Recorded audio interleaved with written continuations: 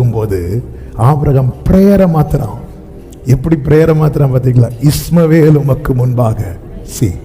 சூழ்நிலை வருடங்கள் மாறும்போது நம்ம ஜெபத்தை மாத்துவோம், ஆனா கர்த்தர் வார்த்தையை மாற்ற மாட்டார். எந்த இடத்துல நம்ம பிரேயரை மாத்திரம் அந்த இடத்துல நிச்சயமாகவே, அங்கதான் சொல்ற நிச்சயமாகவே. ஹல்லேலூயா. அடையாளங்கள் தெரியவில்லை. மூன்றாவது என்ன தெரியல அப்படின்னா, யோபு 23:8-9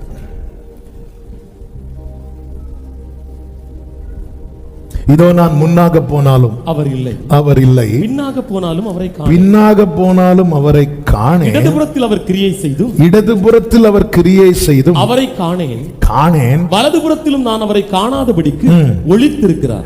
இங்க என்ன தெரியலன்னா, அவருடைய செய்கை, அவருடைய செயல்கள் தெரியவில்லை. அதாவது என்ன செய்யறாருன்னே தெரிய மாட்டேங்குது. ஆனா ஒண்ணு தெரியுது, ஏதோ ஒன்று செய்து கொண்டிருக்கிறார். என்ன சொல்றார் பாத்தீங்களா யோபு? அவர் கிரியை செய்தும் அவரை. அப்ப அவர் என்ன சொல்றார் யோபு?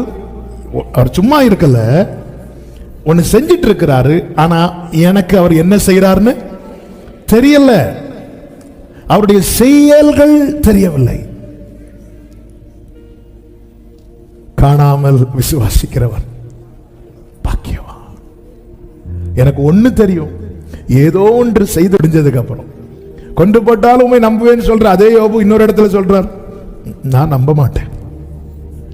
ஆண்டவர் வந்து நின்னா நான் கேட்பேன் சிலது, என்னை ஏன் ஆண்டவரை ஜெனிப்பித்தீங்க, நான் பிறந்த நாள்லாம் சபிக்கப்படுவதாக.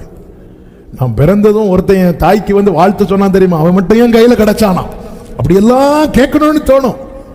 அதுக்கப்புறம் நான் என்ன